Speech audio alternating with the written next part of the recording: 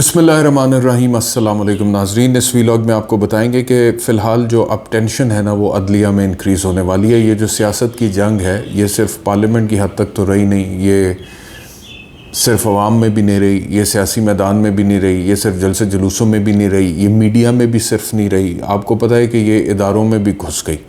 और ये जो सियासी जंग है ये अब हमारी अदालतों में इसका असर जो है वो पड़ता हुआ नज़र आ रहा है। क्योंकि आज की एक बहुत बड़ी ख़बर ये है कि वफाकी हुकूमत ने एक जुडिशल कमीशन तश्कील दे दिया है, 3 रुकनी, जो कि तहकीकात करेगा ऑडियो लीक्स के हवाले से। ये ऑडियो लीक्स कौन सी हैं? जो वज़ीर आला पंजाब परवेज़ इलाही जब थे, साबिक वज़ीर आला पंजाब परवेज़ इलाही, उनकी और एक वकील के माबैन थी, जिसमें सुप्रीम कोर्ट के एक सिटिंग जज के हवाले से गुफ्तगू हो रही है। फिर साबिक चीफ जस्टिस की ऑडियो लीक्स के हवाले से बात हो रही है। फिर एक और ऑडियो लीक्स के हवाले से बात हो रही है। और ये कहा जा रहा है कि ये जो जुडिशल कमीशन बनाया हुकूमत ने, जुडिशल कमीशन एक्ट 2017 के तहत ये तहकीकात करेगा। और मकसद ये है कि इन ऑडियोज़ की सदाकत और अदलिया की आज़ादी के हवाले से जो है कुछ चीज़ों को सॉर्ट आउट करना है। अब ये जो जुडिशल कमीशन वफाकी हुकूमत ने बनाया, इसमें जो 3 रुकनी जुडिशल कमीशन है इसको हेड करेंगे काजी फ़ाइज़ ईसा साहब, ठीक है, जो कि upcoming chief justice of Pakistan होंगे। उन्होंने एक्सेप्ट कर लिया, मेरे ख़्याल में ज़ाहिर बातें कर लिया। तो ये वफाकी हुकूमत की तरफ से नोटिफिकेशन, ये ख़बर आई है। और उनके साथ नीचे chief justice Islamabad high court के आमिर फ़ारूक साहब होंगे। उनके हवाले से भी आप जानते हैं कि इमरान खान साहब जब अरेस्ट हुए थे तो एक स्टेटमेंट उनका आया था कि मेरा कोई भी केस आइंदा chief justice Islamabad high court Aamir Farooq के सामने ना लगवाएं। कुछ गिला था इमरान खान साहब को। और फिर वो जो टेरियन जेड वाइट वाला केस था उसमें फ़ैसला आ गया था, इस्लामाबाद हाई कोर्ट की वेबसाइट पे अपलोड हो गया था, लेकिन उसके बाद फिर वो दोबारा हटा दिया गया। उसके बाद कहा गया कि जी अब नया बेंच तश्कील दिया जाएगा, फिर फ़ैसला आएगा। ये तो फ़ैसला है नहीं, जबकि 3 जजेस जो पहले सुन चुके थे और काफ़ी देर पहले फ़ैसला महफूज कर चुके थे, उनमें से 2 जज साहिबान ने फ़ैसला सुना भी दिया था और वो अपलोड भी हो गया था। तो वो chief justice Islamabad high court Aamir Farooq साहब भी थे जब ये सारी एपिसोड वहाँ पे, ये भी बड़ी मिस्टीरियस किस्म की एपिसोड हुई थी उसके हवाले से। और फिर एक बलूचिस्तान हाई कोर्ट के चीफ जस्टिस हैं। तो यानी कि ये 3 चीफ जस्टिस, 2 चीफ जस्टिस हैं, एक इस्लामाबाद हाई कोर्ट के, एक बलूचिस्तान हाई कोर्ट के, और एक चीफ जस्टिस इन वेटिंग काजी फ़ाइज़ ईसा साहब हैं। और ये जुडिशल कमीशन बन गया 3 रुकनी, जो कि ऑडियो लीक्स के हवाले से इंक्वायरी करेगा, तहकीकात करेगा, अदलिया की आज़ादी पे इसका क्या असर पड़ा है और इन ऑडियोज़ की सदाकत क्या है, सच्चाई क्या है, इस हवाले से बात करेगा। अब इसमें बात 2-3 है। अच्छा, इससे पहले कि मैं इसके अंदर आऊँ कि ये इसके असरात क्या होंगे, मैं आपको ये भी बता दूं कि जब एक तरफ इधर से ये ख़बर आई है तो दूसरी तरफ से ख़बर आई है कि मौजूदा chief justice of Pakistan Umar Ata Bandial साहब से इस्लामाबाद हाई कोर्ट के 5 जजेस की मुलाकात हुई है। Chief justice Islamabad high court उसमें शामिल नहीं थे, जस्टिस आमिर फ़ारूक साहब, लेकिन इस्लामाबाद हाई कोर्ट के 5 जजेस chief justice of Pakistan Umar Ata Bandial साहब से आकर मिले हैं। तो ये अदलिया के अंदर का डिवाइड आपको दिखा रही है बात कि एक तरफ वहाँ पे जुडिशल कमीशन बन गया और वो तहकीकात करेगा ऑडियो लीक्स के हवाले से। वो ऑडियो लीक्स जिनका ताल्लुक जुडिशरी से ही है बराह रास्त, डायरेक्टली या इनडायरेक्टली। और दूसरी तरफ इस सूरत हाल में मौजूदा चीफ जस्टिस ऑफ पाकिस्तान से इस्लामाबाद हाई कोर्ट के 5 जजेस आकर मिले, मुलाकात हुई है। काफ़ी घंटे तवील ये मुलाकात थी और बहुत सारी चीज़ों पर गुफ्तगू हुई हैं, मौजूदा केसेस पर हुई है। अब ये आप तनाजुर देख लें ज़रा। एक तरफ तो ये है कि वो वहाँ पे जो जुडिशल कमीशन बना है वो वज़ीर आला पंजाब और वकील जो बात कर रहे थे, और उसमें सुप्रीम कोर्ट के एक सिटिंग जज जो हैं जस्टिस मज़ार अली अकबर नकवी साहब, उनके हवाले से कोई गुफ्तगू हो रही थी। और फिर एक ऑडियो मुबैना तौर पे आई है जिसमें उनकी गुफ्तगू हो रही थी वज़ीर आला पंजाब साहब से। मेरे ख़्याल में ये उस हवाले से इंक्वायरी या तहकीकात, क्योंकि आपको याद होगा काजी फ़ाइज़ ईसा साहब ने ख़त भी लिख दिया था इस हवाले से कि इसके ऊपर इंक्वायरी तहकीकात वगैरह होना चाहिए। तो एक तरफ तो ये है।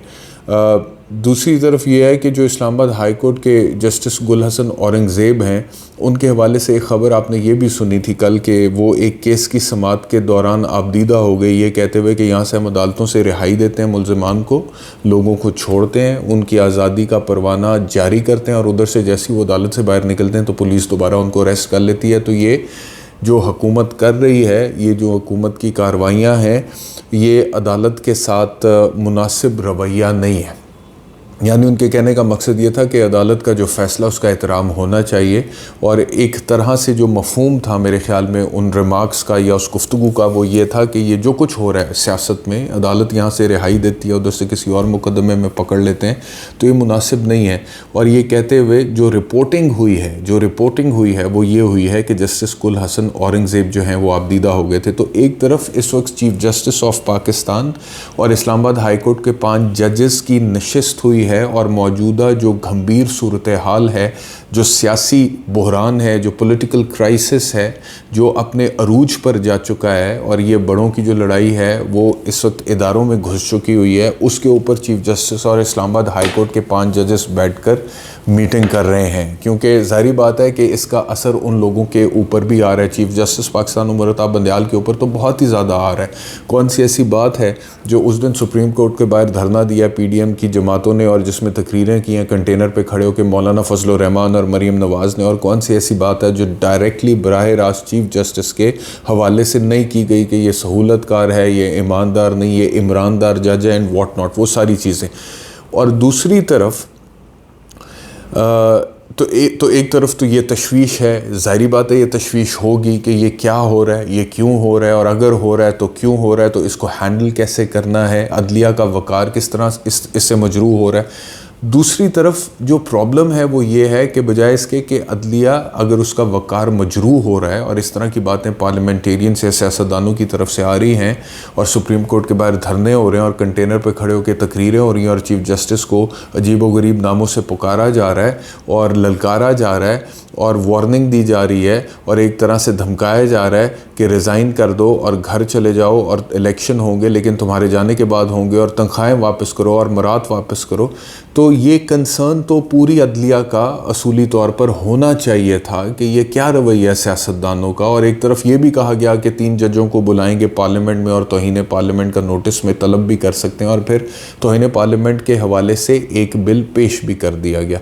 तो रद्द अमल तो ये होना चाहिए था कि अदलिया सारी इकट्ठी होकर इसके ऊपर सर जोड़कर बैठती, और अपने इदारे का जो वक़ार है उसकी बहाली की खातिर कोई बातचीत करती, कोई गुफ्तगू करती, कोई लाए अमल बनाती। लेकिन प्रॉब्लम ये है कि अदलिया में भी डिवाइड है, और बड़ा गहरा डिवाइड है, और बड़ा वाज़े डिवाइड है। और बजाय इसके कि इस सूरत हाल को एड्रेस किया जाता, एक जुडिशल कमीशन वफाकी हुकूमत का जो तश्कील दिया गया, उसमें 3 सीनियर तरीन जज साहिबान बैठे हुए हैं, 2 अपने सूबों के और एक सुप्रीम कोर्ट के, और वो तहकीकात करने जा रहे हैं ऑडियो लीक्स पे। अब मैं सिर्फ एक कानूनी नुक्ता यहाँ पे उठाना चाहता हूँ, और वो कानूनी नुक्ता ये है कि ये बड़े मोहतरम जजेस हैं, जस्टिस काजी फ़ायज़ ईसा साहब और बाकी भी दोनों जो हैं चीफ़ जस्टिस सूबों के, और वो ऑडियो लीक्स की भी बात कर रहे हैं कि इसकी सदाकत और अदलिया की आज़ादी के हवाले से इस पर इंक्वायरी होना, तहकीकात होना बड़ा ज़रूरी। बट द पॉइंट इज़, मैं बड़े अरसे से ये बात कह रहा हूँ और आज भी ये बात कहूँगा, और अगर मुझे बात समझ आ रही है तो मुझे नहीं पता कि ये क्यों नहीं एड्रेस हो सकी अभी तक लीगली, और वो ये है कि ऑडियो लीक्स क्या है।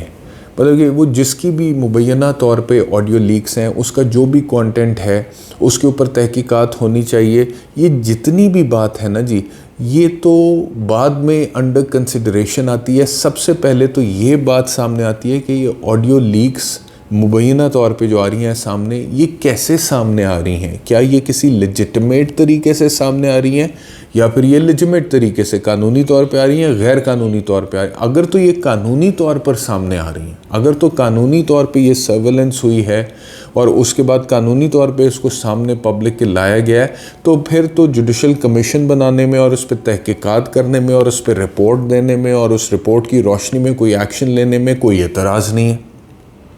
लेकिन अगर इसकी बुनियाद में लाकानूनियत है, तो किसी भी लाकानूनियत या गैर कानूनी चीज़ की बुनियाद पे एक कानूनी इमारत भी नहीं बनाई जा सकती। ये मतलब कि बड़ा एक सिंपल लॉजिक है, कॉमन सेंस की बात है, जो कि अक्सर रेफ़र भी की जाती है अदालतों में कि fruits of a poisonous tree, यानी कि जो एक जहर आलूद दरख्त होता है उसका जो फल होता है वो भी फिर जहर आलूद ही होता है, कि आप fruits of a poisonous tree जो है उससे इस्तेफ़ादा नहीं कर सकते। एक जहर आलूद दरख्त से फल तोड़ के उसका इस्तेफ़ादा नहीं कर सकते।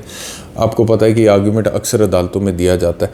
तो वो जो कानून, अब ये कानूनी है लीक्स या गैर कानूनी है, इसका जवाब भी कानून के अंदर है। वो fair investigation for fair trials act 2013 के है, उसके अंदर पूरा कानून दिया हुआ है और उसमें लिखा हुआ है कि अगर सर्विलेंस कोई भी हुकूमती इदारा करना चाहता है किसी की भी, तो 2-3 शराइत हैं। पहला ये कि वो कौमी सलामती का मामला है या कोई करप्शन के हवाले से कोई सीरियस एविडेंस वगैरह मौजूद है, तो वो जो भी महकमा करना चाहता है उसका जो हेड ऑफ़ द डिपार्टमेंट है उससे परमिशन ली जाएगी एक रिपोर्ट की रोशनी में। वो रिपोर्ट अप्रूव हो जाएगी, उसके बाद वो सेक्रेटरी महकमा दाखिला को भेजी जाएगी। महकमा दाखिला उसको अप्रूव करेगा तो उसके बाद वो एक डेजिग्नेटेड जज ऑफ़ द हाई कोर्ट को भेजी जाएगी, मुतलका हाई कोर्ट को, और वो चाहे तो उसको डिक्लाइन कर सकता है, वो चाहे तो उसको अप्रूव कर सकता है। और अगर वो अप्रूव कर दे तो फिर सर्विलेंस हो सकते हैं, यानी कि ऑडियो वीडियो रिकॉर्डिंग।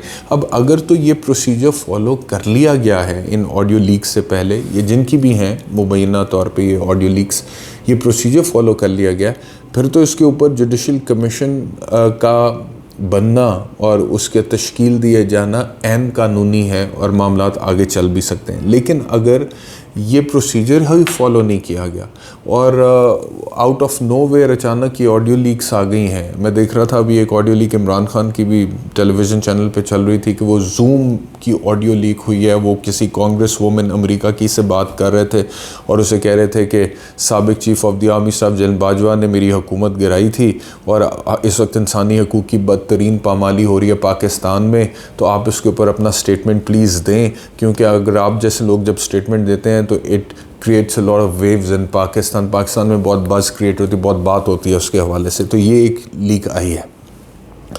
तो एक तो ये चीज़ क्लियर हो गई कि इस वक्त जो है वो लीक्स जो है वो हर तरह की हो सकती हैं, वो सिर्फ नेटवर्क कॉल्स की नहीं, वो बाकी जूम ऑडियो लीक हुई है अभी इमरान खान की। लेकिन अभी मैं इसके मेरिट्स पे नहीं जा रहा, इसके ऊपर बात नहीं कर रहा।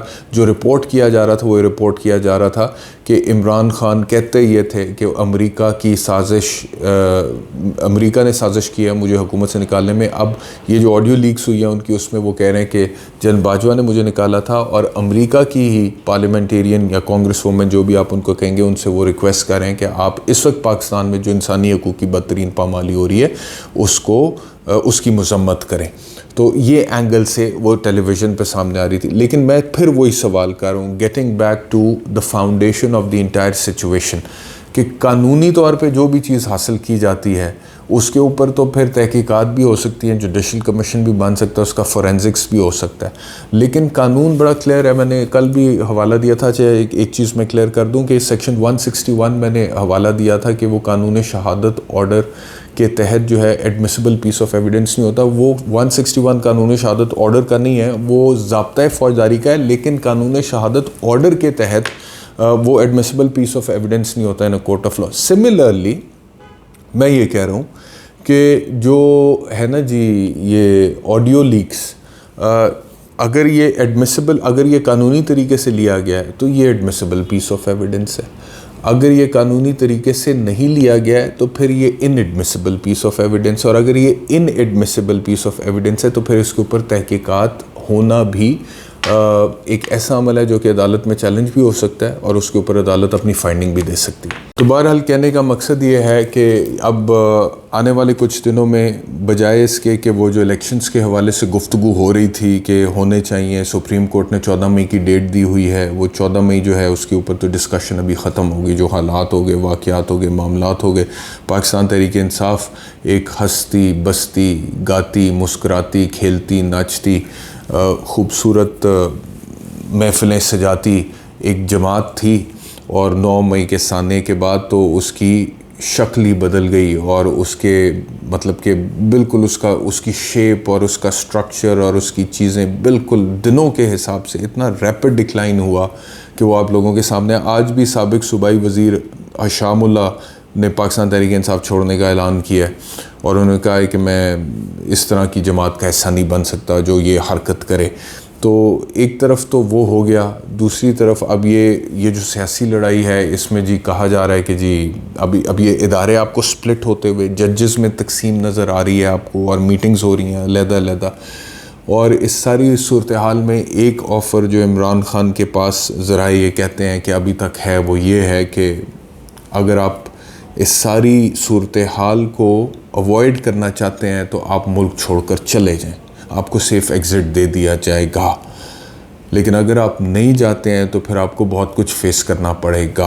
अभी तक की इतलात के मुताबिक इमरान खान ये कह रहे हैं कि मैं मुल्क छोड़कर नहीं जाऊंगा, वो ये कह रहे हैं कि मैं सेफ़ एग्ज़िट नहीं चाहता, वो ये कह रहे हैं कि ये मेरा मुल्क है, मैं आखिरी सांस तक, आखिरी गेंद तक यहाँ पर ही लड़ूंगा, फेस करूंगा, अकेला भी रह गया तो हकीकी आज़ादी के लिए जद्दोजहद करता रहूँगा।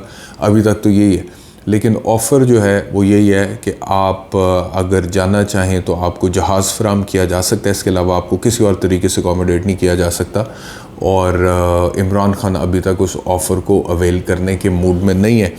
ये जो ऑफ़र है और जो इमरान खान का जवाब है, इसके ऊपर मैं एक मुकम्मल वीलॉग करूँगा, अपना एनालिसिस दूँगा और मैं चाहूँगा कि उसके ऊपर बहुत रैशनल होकर मैं अपना एनालिसिस दूँ और तारीख़ से मुख्तलिफ़ मिसालें निकाल के इस तरह की सिचुएशंस माजी में, हिस्ट्री में जब पैदा हुई हैं तो क्या होता रहा है और जो फ़ैसला किया गया उसके नतीजे में फिर क्या होता रहा है, और उन मिसालों को या नज़ीरों को या प्रेसिडेंट्स को सामने रखते हुए इमरान खान को क्या मुमकिना तौर पर फ़ैसला मेरे हिसाब से करना चाहिए, मेरी क्या राय है, ये मैं राय ज़रूर दूंगा क्योंकि ये बड़ा इम्पॉर्टेंट इस वक्त अब इशू है। और अभी मैं फ़ौरी तौर पे इसके ऊपर कुछ इसलिए नहीं कह रहा क्योंकि इसके ऊपर मैं मुकम्मल एक डिटेल्ड वीलॉग करूँगा, बिल्कुल करूँगा कि इमरान खान आने वाले दिनों में क्या डिसीजन ले सकते हैं या लेंगे या उनको लेना चाहिए। लेकिन फ़िलहाल जो है लड़ाई शदीद है, लड़ाई अपने पीक पे जा चुकी हुई है। पाकिस्तान तहरीक इंसाफ बहुत मुश्किल हालात में है, बहुत टेस्टिंग टाइम्स हैं पाकिस्तान तहरीक इंसाफ के लिए। जो क्रैकडाउन है वो हो रहा है। सहाफ़ी इमरान रियाज जो हैं, आज भी उनकी लाहौर हाई कोर्ट में थी पेशी, वो समात थी, और लेकिन वहाँ पे आज ख़बर ये है कि chief justice Lahore high court ने कहा है IG पंजाब को कि अभी तक आप मुझसे टाइम तलब कर रहे थे, अज़हर सिद्दीक़ के अल्फाज हैं, अब मैं आपको टाइम दे रहा हूँ और आपने काफ़ी टाइम अवेल कर लिया जितना करना था कि अब आप मंडे को इमरान रियाज को पेश करें। और अब मंडे को ये केस सुबह 9:30 बजे लाहौर हाई कोर्ट के चीफ़ जस्टिस की अदालत में टेकअप किया जाएगा। बहुत सारे लोगों ने बहुत सारी बातें की इमरान रियाज के हवाले से। खान साहब का एक स्टेटमेंट इस हवाले से आया जिसके बाद मज़ीद पैनिक फैला है, जिसमें उन्होंने इस ख़दशे का इजहार किया है कि मुझे खौफ यह है कि कहीं उसको इमरान रियाज को मार तो नहीं दिया, या इतना तशद्दुद किया कि अदालत में उनको पेश नहीं किया जा सकता उस हालत में। मैं आपको बताऊं कि ये हालात तो बिल्कुल अच्छे नहीं हैं, बहुत बुरे हालात हैं। हमने कभी सोचा नहीं था कि इस तरह के हालात होंगे, और वो भी मतलब कि पंजाब के दिल लाहौर में ऐसी समातें हो रही होंगी और चीफ़ जज जो है वो IG को टाइम दे रहा होगा और IG बार बार आके कह रहा होगा कि जी नहीं, और फिर कभी कहेगा कि वो खुद ही छुपा हुआ है और हमें मिल नहीं रहा और उसको ढूंढना मुश्किल है। ये सोचा तो नहीं था लेकिन ये हो गया है। लेकिन मैं ना पुरुमीद हूँ, मुझे लगता है कि ये इमरान खान साहब ने भी ख़दशे का इज़हार किया है और भी बहुत सारे लोग ख़दशों का इज़हार कर रहे हैं कि शायद बहुत ज़्यादा टॉर्चर हुए हैं या शायद खुदा न खास्ता उनके साथ कोई ऐसा वक़ूआ हो गया है कि इमरान रियाज जैसे इमरान खान ने कहा कि उनको मार तो नहीं दिया। लेकिन मुझे समहाउ मैं पुरुमीद हूँ कि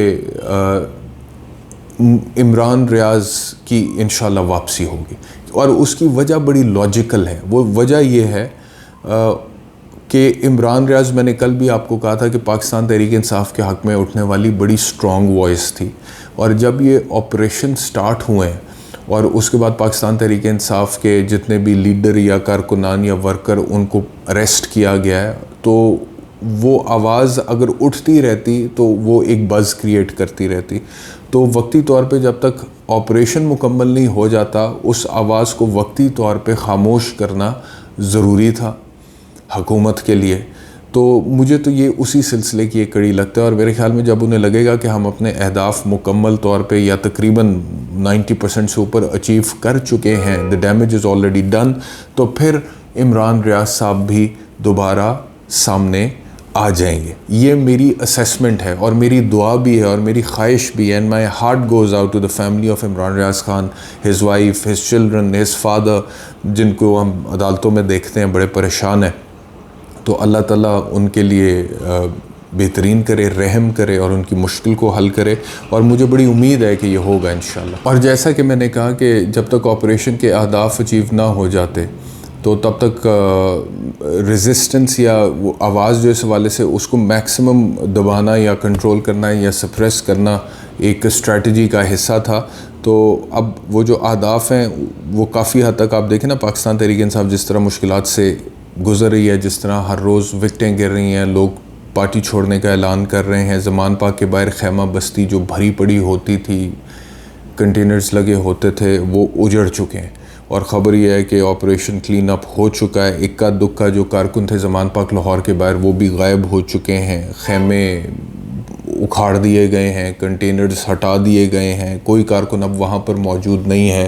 तो एक्चुअली इमरान ख़ान को इस वक्त उनके जो कारकुनान या सपोर्ट बेस जितनी भी थी फ़िज़िकल वहाँ पे मौजूद, उससे ये हुकूमत आइसोलेट करने में कामयाब हो चुकी है।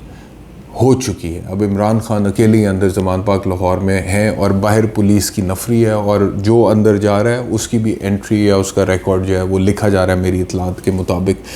तो जब ये अहदाफ मुकम्मल हो जाएंगे तो फिर मेरे ख़्याल में चीज़ें Aahista Aahista back to normal जो हैं वो वापस की जाएंगी, और उसी में मुझे बहुत उम्मीद है कि इंशाल्लाह इमरान रियाज खान साहब की बाज़ियाबी भी होगी और वो वापस भी आएंगे।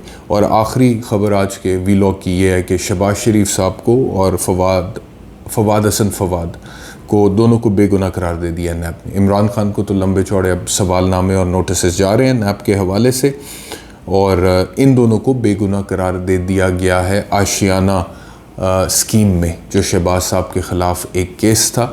इससे पहले मनी लॉन्ड्रिंग केसेस में उनकी बरियत भी हो गई है, उनकी बेगुनाही पर मोहर सब्त कर चुकी है नैब, और अब आज आशियाना जो स्कीम स्कैंडल था उसमें भी उनको बेगुनाह करार दिया जा चुका है।